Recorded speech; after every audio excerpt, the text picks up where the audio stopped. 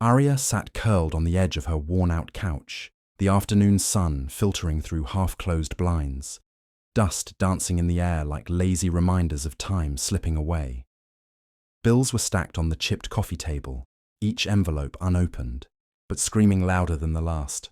Rent was due, overdue actually. 3 weeks and counting. Her phone vibrated again. The same name flashed on the screen. Liam.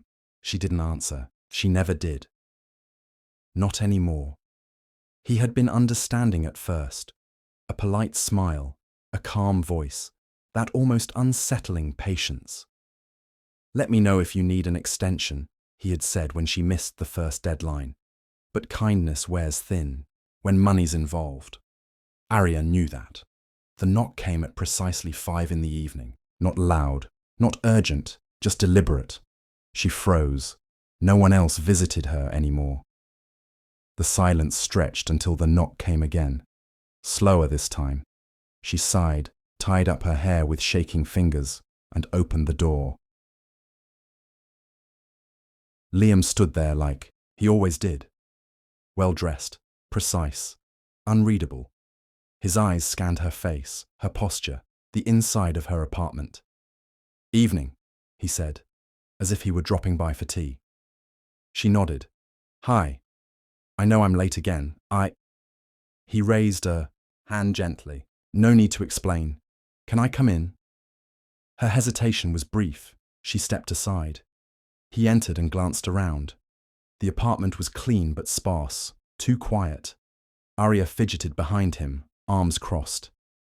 "I'm working on it. I applied to 5 places yesterday." Liam turned to face her. "I'm sure you are. But 3 weeks is a long time, Aria." "I know," she said, her voice barely above a whisper. He studied her for a moment, then walked to the window, his back to her. "It's not just about money," he said.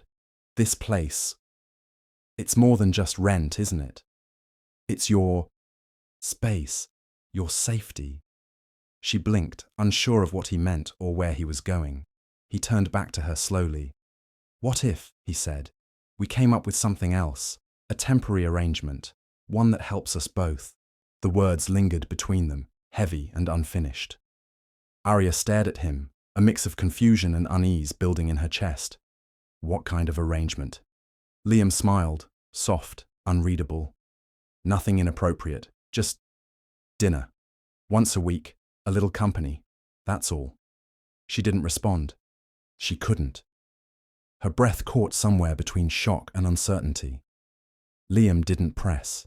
He picked up his coat, walked past her, and paused at the door. "Think about it," he said. "I'll come by tomorrow." Then he was gone. Aria stood in the quiet that followed, staring at the door. Her pulse raced. She wasn't sure what unsettled her more, the proposition or the strange comfort in the idea that someone had noticed how alone she truly was. Aria stood by the kitchen sink, her phone clenched in her hand. The screen was still lit from the call she'd just made. She had said yes, not because she wanted to, not because she trusted him, but because the silence in her apartment had grown louder than her pride. That evening, Liam arrived with 2 takeout boxes and a bottle of wine. She hadn't asked for either, but she let him in anyway. He moved through her space like he belonged there, calm and composed, placing the food on the table like it was the most natural thing in the world. "You didn't have to bring anything," she said, trying to sound casual, though her fingers were twisting the hem of her shirt. "I wanted to," he replied, pulling out a chair. "Consider it part of the arrangement." They ate in near silence at first. Liam asked simple questions. How her job search was going, what she liked to read, where she grew up. Aria answered cautiously, measuring every word. But slowly, as the wine softened the edges of her fear, she found herself talking more than she expected.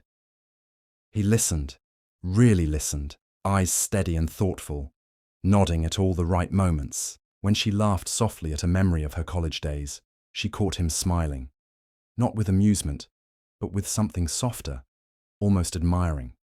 The evening ended without pressure. Liam stood to leave and said only, "Same time next week?" She nodded, surprised at how easy it had been, how kind he had seemed. The weeks that followed blurred into a strange routine. Every Thursday evening, Liam came over, always with dinner, always with quiet questions, and long, steady looks that made her feel both seen and exposed.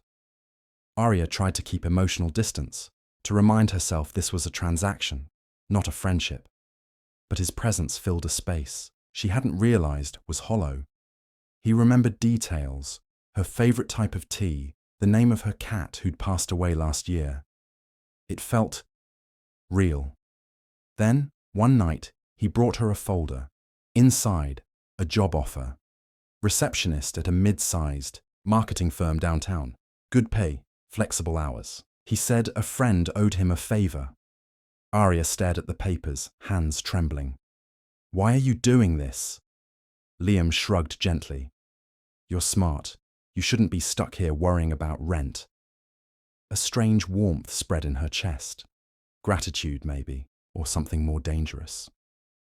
That night, after he left, she lay in bed, unable to sleep. She stared at the ceiling, listening to the hum of the refrigerator, her thoughts swirling with confusion. For the first time in weeks, her future felt slightly less terrifying, but she couldn't help wondering, what did he really want in return?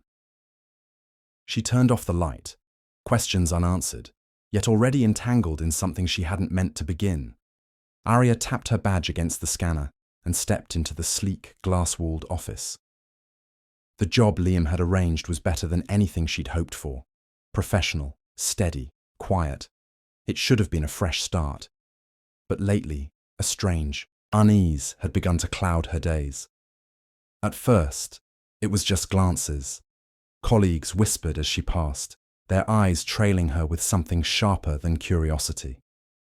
Then came the comments, casual, clipped. "Must be nice to have powerful friends," one woman muttered by the break room. Aria tried to ignore it, bury it under gratitude, but the words clung to her skin. One afternoon, while organizing files at reception, she overheard two junior associates chatting behind a nearby column. "She's the one, right? The landlord's little charity case." "Yeah, heard she didn't even apply. He just made a call." Laughter followed, cruel and careless. Her chest tightened. Heat rose to her face. She pushed away from the desk and locked herself in the restroom, staring into the mirror. The reflection didn't lie. Her smile had vanished days ago. The sense of control she thought she was regaining was slipping again. That night, dinner with Liam felt different. He still smiled, still spoke gently, but the warmth felt rehearsed, polished, like a role he had perfected. As he went to shower, leaving his phone on the coffee table, Aria hesitated only a moment before picking it up.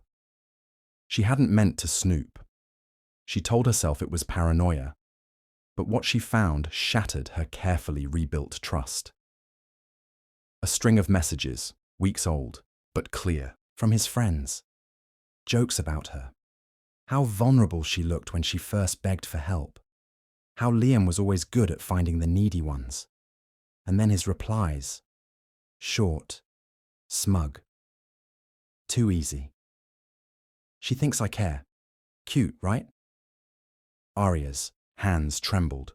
Her ears rang. The phone slipped from her fingers, landing face down.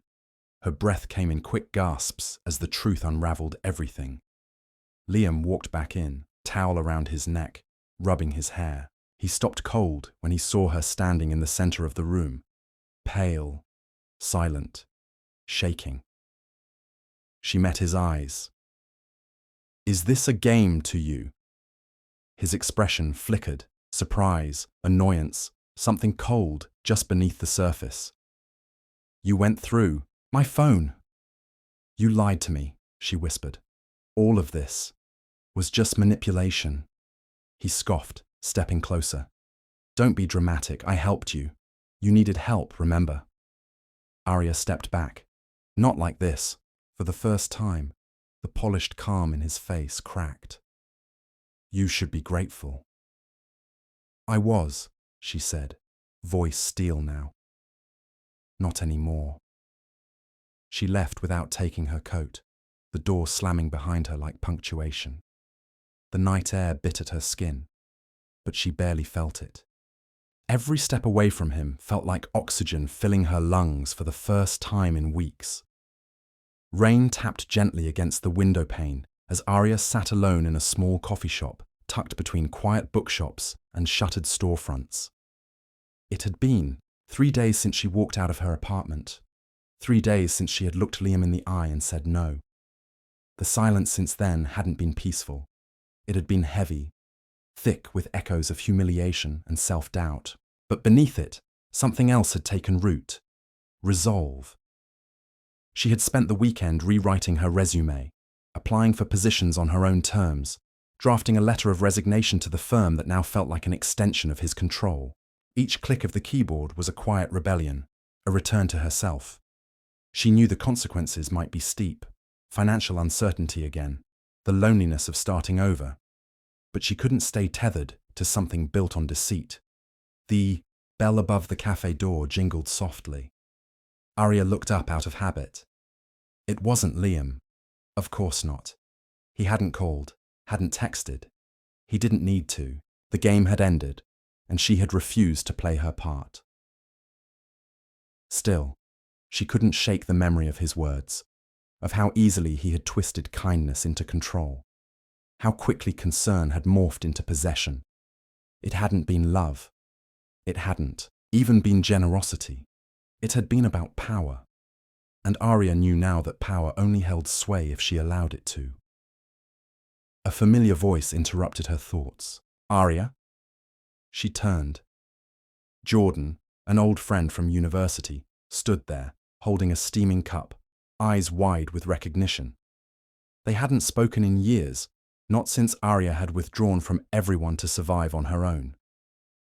"I thought that was you," he said, smiling gently. "You okay?"